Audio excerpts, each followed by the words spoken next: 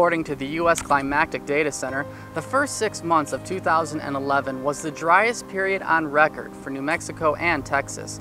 In this report, we take a look at how the drought is affecting the region. We'll also tell you about steps being taken to monitor and prepare for what some say will be a future with more and more area water scarcity dilemmas. In northern New Mexico, landowner and acequia or ditch irrigation user Rey Torres has lived in Taos Valley his entire life. He says one of the biggest changes he's seen through the years is the amount of snow the Southern Rockies receive each year. And you always hear this, when I was young, I used to walk, 3 feet of snow uphill both ways, that type of thing on the way to school. Well, I remember growing up and walking in 3 feet of snow. That was not unusual. And I remember 20 years later and wondering where the snowpack was, because we were down to 16 inches of snow. It was the heaviest snowfall we would get.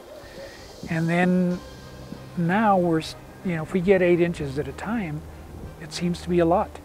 So yes, we're seeing a change in climate. Torres isn't the only one taking note of the snow level. Monitoring computers more than 350 miles to the south in Las Cruces also tell a story. New Mexico State University Assistant Professor Steele views pictures of the Southern Rockies taken by 2 satellites. For me, a typical day involves mapping snow up in northern New Mexico.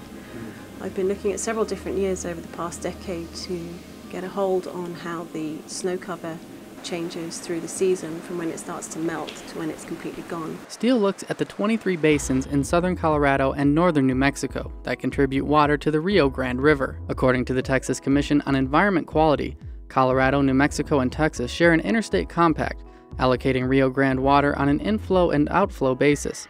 That means Colorado must deliver to the New Mexico state line an amount of water that varies, with the flows recorded at stream gauges in Colorado. Steele says the more snow melt the Rio Grande receives in Colorado, the more water New Mexico receives. The whole reason behind what we're doing is to try to figure out how warming temperatures would affect the melting snowpack. We can use temperature and precip predicted by global climate models for, say, 40, 50 years down the line, together with what we could expect to be a high, moderate or low snow year, and we can see how perhaps a warming climate might affect the amount of snow cover we get, and also the timing of the runoff. NMSU Research Assistant Professor Carlos Ochoa and a team of college students spent their summer this year measuring the flow of water from the snowpack in streams and ditches near Taos. Well, it is important for understanding the water budget of the whole watershed. We need to know how much water is being is going into the watershed, and how much water is coming out of the watershed, and eventually how much water is being used for different purposes, and how much of that water goes back and recharges the aquifer, and it goes back to the river to help people downstream. NMSU senior Alejandro Lopez, working on the stream measurement project, says the surface water levels in the area dropped off quickly this year. The first week that we came up here, there was a snow melt. So we had high readings, we had good readings, but now, since it's been not really raining or the snow melted already, so we're not really getting that many good readings. Professor Steele contends the fast runoff is unfortunate for farmers. If you see the peak in snowmelt and snowmelt runoff happen earlier, that's before the growing season has really got started. So this water essentially could just rush by us, and we lose all that water that is hopefully going to go to agriculture. Landowner Rey Torres says the low water flows in northern New Mexico make him worry tempers will flare this year amongst irrigators. If you don't have enough water and you have to divide it among, 10 people in the course of one day, how do you do that if you only have enough for 3? Or you divide it between 2 or 3, and one person decides they want to take more than their share. In looking at history, and you always hear about this, and certainly it's true even today, folks will fight over this stuff, literally fisticuffs. over who has more water. Torres says he's hopeful a better monitoring system will help farmers learn how they can best utilize the water they have. We've established how much water is going through there so that we can develop a trend as to when the streams are going to flow appropriately, when they need to manage a little bit more, when there might be potential conflicts because of lack of water, and so on. But the only way you can do that is to monitor what is actually coming downstream. According to Katie Steele, snowpack accounts for 50% of New Mexico's surface water. I am very worried. I mean, the entire cultural landscape of the Rio Grande Valley is based around the river, and it goes back for centuries. And if you lose that critical supply of water from the mountains, then it's not just going to affect agriculture, it's going to affect the people that depend on that agriculture. And it also affects the wildlife and the ecology that's built up around how we've managed this river. As part of the Rio Grande Compact, the amount of water New Mexico must deliver to Texas is based on gauged flows in the Rio Grande in north-central New Mexico. But is that water at risk? Sam Fernald thinks it is. He's the interim director of the Water Resource Research Institute at New Mexico State University. Fernald says streams and rivers depend on allowing forest fires to take their natural course. We are not clearing out the undergrowth because we're not allowing fire to run through these forests, so we're having fuel buildup. So that's one situation. And then the other situation is just we're in extreme drought here, 23% or less of normal precipitation in places of New Mexico right now. Ultimately, instead of the cycle where precipitation soaks into the mountainside, slowly goes back to the stream over time, you have flooding, and then the streams dry up.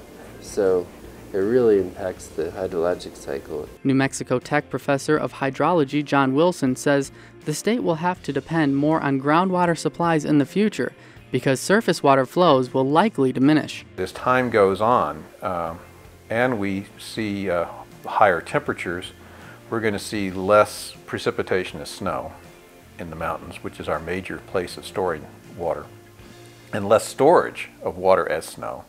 We're going to see earlier snow melt and earlier runoff. We're going to find less water storage available as snow, and therefore depend more on water storage in other ways. And our main other way of storing water in the state of New Mexico is groundwater. And yet we monitor surface reservoirs, the few that we have, and we certainly monitor snowpack, but we don't have any systematic way of monitoring the groundwater resource in the state, whether it's in the valleys or up in the mountains or anywhere else. Which is why Sam Fernald wants to see more monitoring of all water in New Mexico. One of my positions is if we can quantify the resource better and how people's use is impacting it, then it's easier to manage it. Because if you don't really know what's happening, it's easy to point the finger and not really come up with a solution. Randy Shaw is the facilities manager at the Brackish National Desalinization Research Facility in Alamogordo. He says one possible solution for the water scarcity challenge in New Mexico is to take the salt out of groundwater to make it suitable to use. Right here in the Tularosa Basin, that there's trillions of gallons of brackish groundwater here, just probably about 100 feet below our feet. Shaw says the problem is figuring out ways to make inland desalinization economical. Most of the existing technologies are pretty energy intensive. So you've got the cost of the energy to clean up the water, and then you have the additional challenge of the concentrate management. When you clean up ocean water, you can take your concentrate and put it back into the ocean, and it dilutes down and has a minimal effect on the environment. It's just not that easy when you're inland.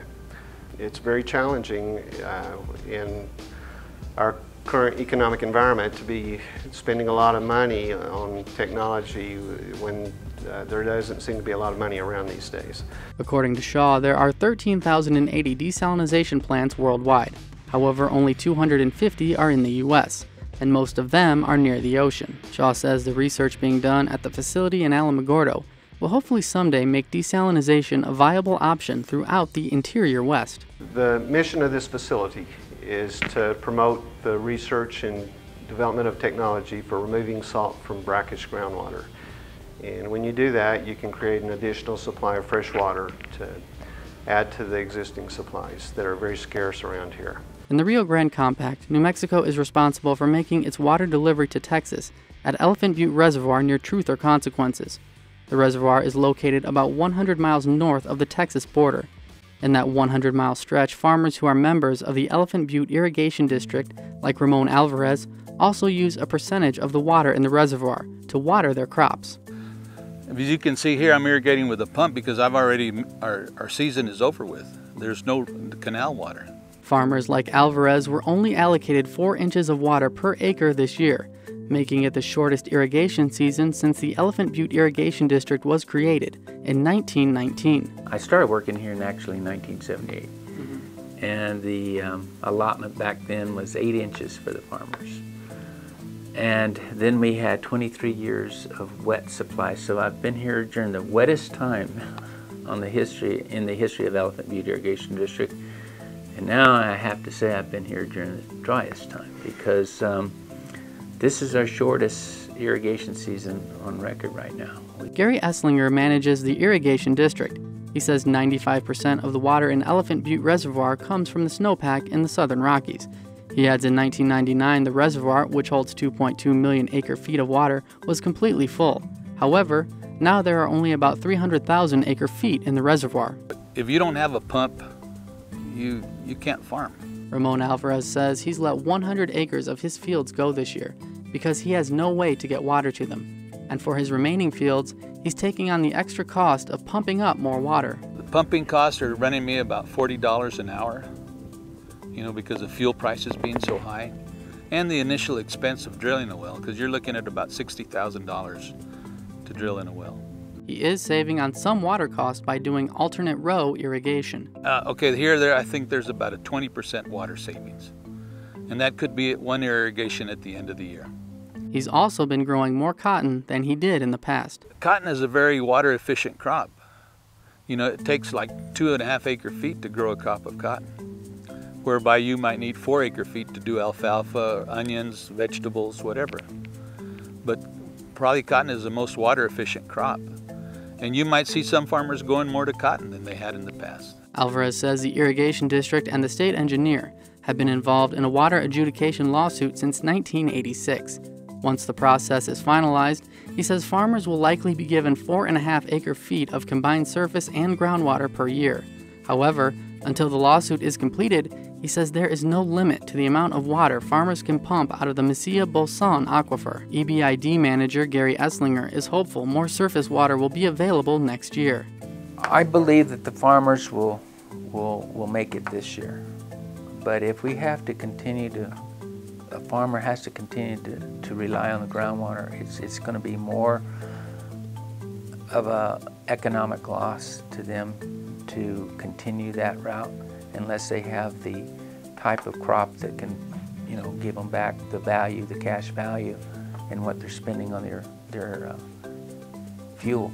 It's unfortunate, that when you look across the West, lots of farmers, family farms are going out of business, and a lot of it has to do with water supply and also other competing interests for the water. Competing interests like local water utilities. According to Adrian Widmer, Las Cruces Water Utility Technical Support Administrator, right now the city of Las Cruces' only source of drinking water is the Mesilla Aquifer. Widmer says Las Cruces pumps up about 18 million gallons of water per day and 20,000 acre-feet of water per year, using 38 well locations. The city itself, we have approximately 42,000 acre-feet of water rights that we can utilize per year. So we're only using about half of our permitted water rights. Widmer says 5 years ago, people in Las Cruces used about 210 gallons of water per person per day, but the city has reduced that number. The gallon per capita per day, on average, is running about 160 gallons per capita per day, which is not bad. Through the water conservation program that has the educational and a lot of other outreach, has actually helped to lower the per capita usage by 60 gallons per capita per day. Another way Las Cruces is reducing its water use is a new wastewater treatment facility on the East Mesa. Well, I think there's going to be more of these kind of plants throughout the state. There is some, and I think it's going to be more prevalent. Raymond Parson is the plant's senior operator. Parson says the plant currently treats 280,000 gallons of sewage a day, but it will someday treat 1 million gallons of wastewater each day. All the water the plant treats goes to Sonoma Ranch Golf Course, where Course Superintendent Michael Kirkpatrick says his demand is at an all-time high. I've used more water this year because of the drought than I ever have.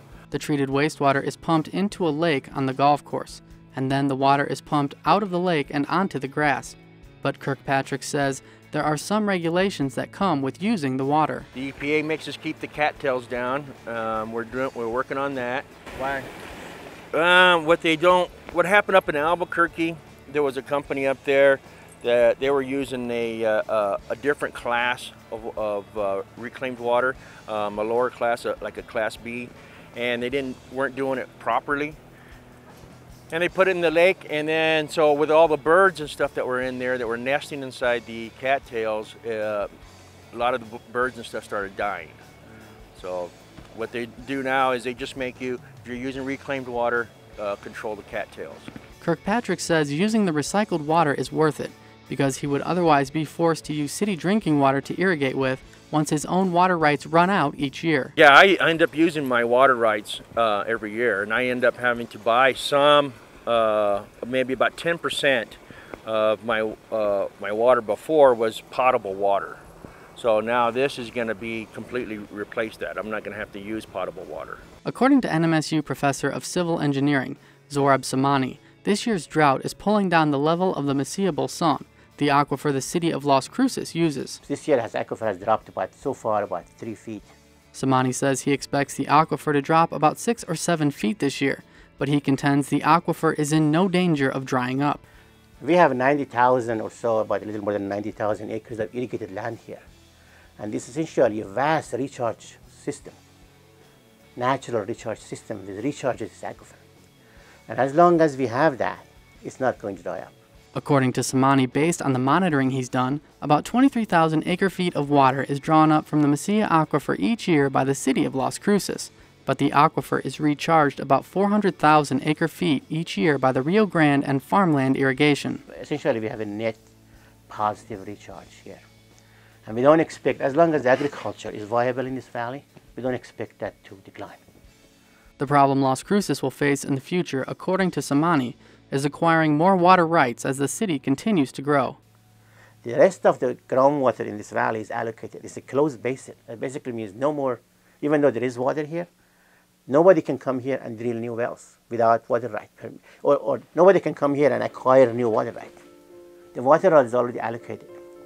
So the city of Las Cruces has 2 options. One is to buy water from somebody else, somebody who has original primary groundwater right, which aren't very much out there.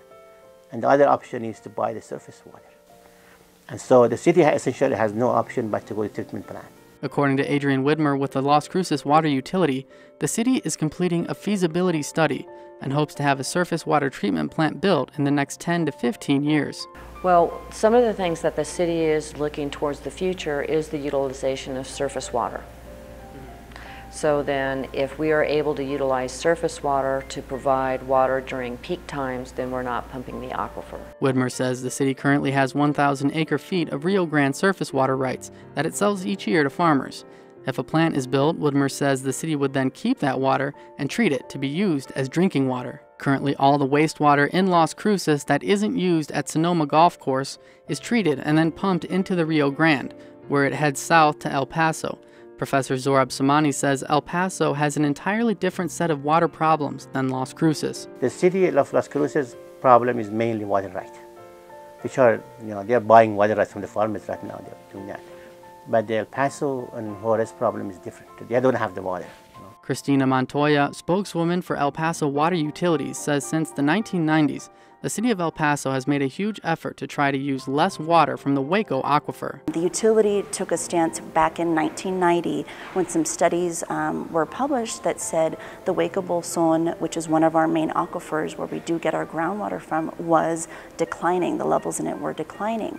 So we made a decision to diversify our resources and not really depend so much and pump so much and mine that aquifer. According to Montoya, El Paso built 2 surface water treatment plants, which now supply 50% of El Paso's drinking water from the Rio Grande. Yes, it was a dire situation. If we didn't do something, then the Waco Bolson would continue dropping and it would severely affect our resources and our supply for the future. So we put those plans into place and we followed the plan, and now we're at a point where El Paso has a water supply for the future. Montoya says the city of El Paso didn't stop there. They also built the nation's largest inland desalinization plant. Montoya contends the plant was affordable because they received government grants and shared some costs with Fort Bliss. Randy Shaw, the facilities manager at the Brackish National Desalinization Research Facility in Alamogordo, says they also found a way to get rid of the salty concentrate. They went through a permitting process that allows them to take the wastewater, this salty concentrate, and re-inject it back into the ground. They pipe that water 20 miles away from their desalination plant, and they're able to re-inject it back into the ground. In addition to the desalinization plant and surface water treatment plants, Montoya says El Paso treats 2 billion gallons of wastewater per year and uses it to water golf courses and parks. And the city also built an H2O water education center. The education is really important because people need to understand not only the value of water, how we manage water in the Chihuahuan Desert, where our water comes from. So showing them all those things, for example, in this particular site, is really helping them understand, okay, water is valuable, so they don't take it for granted. But also a lot of the homes that are being built in El Paso are more efficient.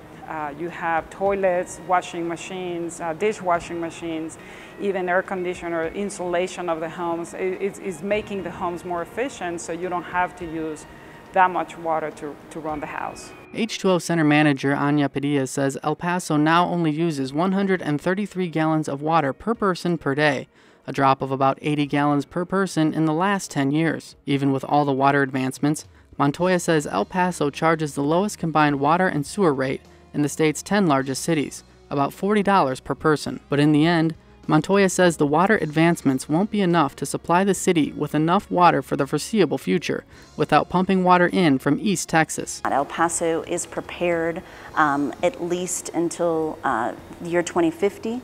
I believe that's the last year, 2050. But even then, another part of our planning strategy, which I didn't mention, is we have bought land in Far East Texas that is there for importation purposes. If we need to take groundwater from that land in East Texas and pipe it to El Paso, then that's there as a plan. We've been trying to eventually push that back as much as possible. We don't want to have to go to that extent because that is a cost that will have to be shared by carrying that water in a pipeline all the way to El Paso.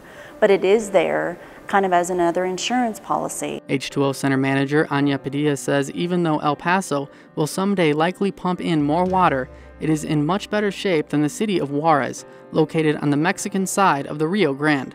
We're kind of, I would say, spoiled in a way because we are so used to turning the faucet and water is there.